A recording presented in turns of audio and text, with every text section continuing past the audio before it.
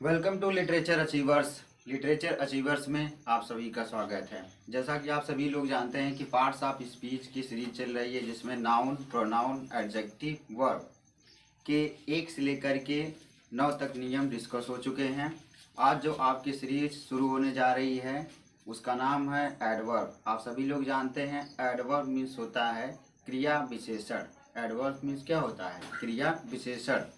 क्रिया विशेषण मीन्स वे वर्ड्स जो क्रिया की क्या करें, विशेषता बतलाएं। तो यहीं तक बात सीमित नहीं होती है। अगर हम कह दें केवल कि ऐसे ग्रामर की दुनिया के ऐसे वे वर्ड जो क्रिया की विशेषता बतलाते हैं उनको क्या बोला जाएगा? उनको एडवर्ब बोला जाएगा? नहीं, ऐसा बिल्कुल भी नहीं है। तो फिर है क्या, उसी को देखेंगे। तो एडवर्ब जो आपका है वो पार्ट्स ऑफ स्पीच में नाउन, प्रोनाउन और इंटरजेक्शन को छोड़ करके, नाउन, प्रोनाउन और इंटरजेक्शन को छोड़ करके शेष जितने भी पार्ट्स ऑफ स्पीच में आते हैं सबको मॉडिफाई करता है, सबकी विशेषता बतलाता है। सबको मॉडिफाई करता है, सबकी विशेषता बतलाता है। सिर्फ उसी पर चर्चा करेंगे। देखते हैं what is an adverb. What is an adverb, तो उसको देखेंगे। एडवर्ब वह शब्द है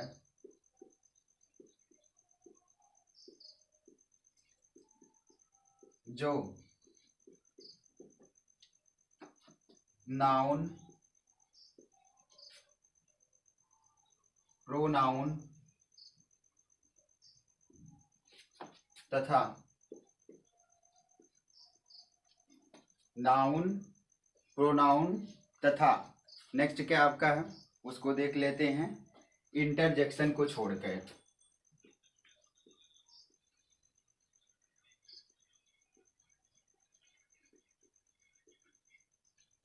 नाउन, प्रोनाउन तथा इंटरजेक्शन को छोड़कर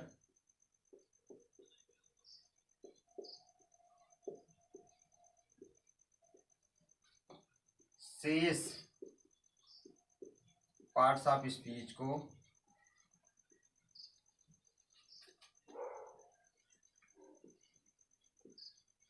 मॉडिफाई करता है।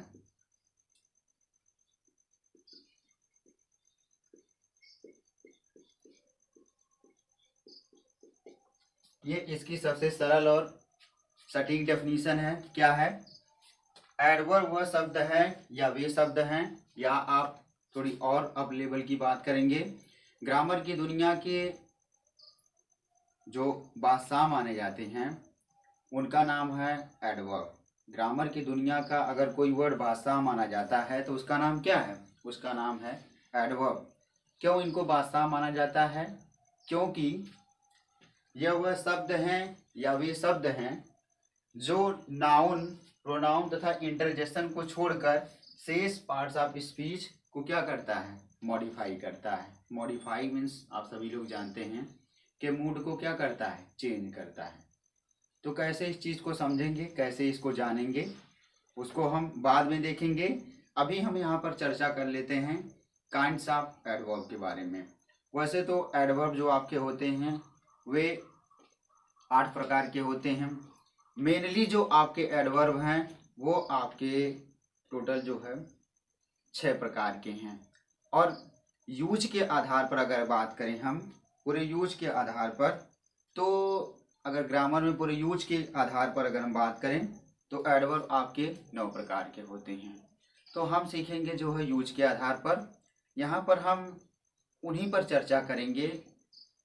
ऐसे ही एडवर्ब के काइंड पर जो है चर्चा करेंगे जो आपके एग्जाम्स के लिए, अर्थात कॉम्पिटिटिव एग्जाम्स हो, एकेडमिक एग्जाम्स हो, चाहे जो कोई भी एग्जाम्स हो जिसमें बहुत ज़्यादा जो है आपकी मदद करेगा। ये आपके हर एक कॉम्पिटिटिव एग्जाम्स में, चाहे एकेडमिक एग्जाम्स हो, चाहे कोई भी एग्ज़ाम हो, इंग्लिश लिटरेचर से रिलेटेड, इंग्लिश ग्रामर से रिलेटेड या इंग्लिश के किसी भी क्षेत्र से रिलेटेड कोई भी एग्ज़ाम हो, वो आपके हर एक एग्ज़ाम में बहुत ही महत्वपूर्ण भूमिका निभाएगा।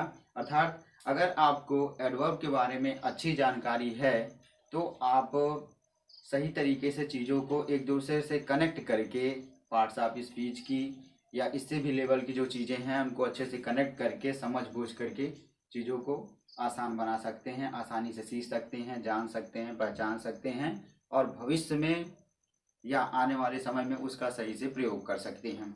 तो उसको हम कैसे सीखेंगे? सबसे पहले हम जानेंगे काइंड्स ऑफ एडवर्ब या आप बोल सकते हैं टाइप्स ऑफ एडवर्ब। तो इसमें देख लेते हैं कौन कौन से हैं। काइंड्स ऑफ एडवर्ब में काइंड्स ऑफ एडवर्ब जिसका मतलब होता है क्रिया विशेषण के प्रकार। आप सभी लोग जानते हैं, फिर भी यहाँ पर लिख दिया जा रहा है क्रिया विशेषण के प्रकार। क्रिया विशेषण के प्रकार ये आपके काइंड्स ऑफ एडवर्ब हैं, जिसमें द वेरी फर्स्ट आप देखेंगे बहुत अच्छे तरीके से तो आपको लगेगा, पहला जो आपको मिलेगा वो आपका है सिंपल एडवर्ब।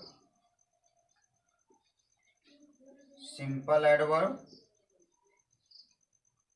दूसरा आपका है जो कि बहुत ही महत्वपूर्ण है, उसको देख लेंगे। सिंपल एडवर्ब के बाद आपका जो आएगा वो आपका इंटरोगेटिव एडवर्ब है।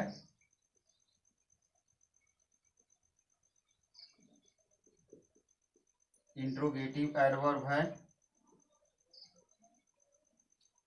उसके बाद आप जो है तीसरा देख लेंगे जो कि बहुत महत्वपूर्ण है, जिसको अच्छे तरीके से समझा जाए, जाना जब इसके बारे में। तीसरा आपका है relative adverb.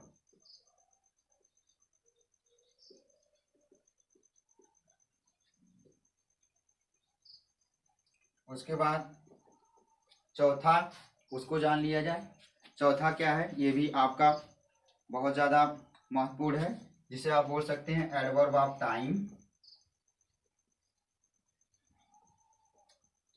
Adverb of time. ठीक, ये जो चार आपके एडवर्ब हैं आज की इस क्लास में इसी पर डिस्कस होगा। बस थोड़ी सा इसके बारे में जाना जाएगा। इसके बाद जो है स्टेप बाय स्टेप जो है क्लासेज आएंगे, जिस पर बहुत ही विस्तार पूर्वक, बहुत ही अच्छे पूर्वक जो डिस्कस किया जाएगा। सिंपल एडवर्ब मतलब साधारण क्रिया विशेषण। इंट्रोगेटिव एडवर्ब का मतलब होता है प्रश्नवाचक क्रिया विशेषण। रिलेटिव एडवर्ब रिलेटिव प्रोनाउन भी होता है, रिलेटिव एडवर्ब भी होता है। वही वर्ड एडवर्ब का काम करेंगे, ठीक है, वही वर्ड उस सेंटेंस में या दुनिया के किसी भी सेंटेंस में एडवर्ब का काम करेंगे। कब? जब वो नाउन प्रोनाउन प्लस इंटरजेक्शन को छोड़ करके अन्य किसी वर्ड को मॉडिफाई करेंगे या अन्य किसी पार्ट्स ऑफ स्पीच के सदस्य को क्या कर देंगे? मॉडिफाई कर देंगे। ठीक, उसके बाद आपका है रिलेटिव एडवर्ब। रिलेटिव एडवर्ब का मतलब होता है संबंध सूचक या संबंध बोधक जो है क्रिया विशेषण। दूसरा आपका एडवर्ब ऑफ टाइम है। एडवर्ब ऑफ टाइम का मतलब आप सभी लोग जानते हैं कि समयवाचक क्रिया विशेषण, जिससे हमको समय का बोध होता है। तो आज की ये जो आपकी क्लास है सिर्फ इसी पर बेस्ड ऑन है। आने वाली जो आपकी क्लास रहेगी इसी से रिलेटेड रहेगी, इसी के सीक्वेंस में रहेगी और उस पर जो है बड़े ही विस्तार पूर्वक, बड़े ही अच्छे पूर्वक चर्चा किया जाएगा। Thank you so much and always be the part of literature achievers. Thanks a lot again.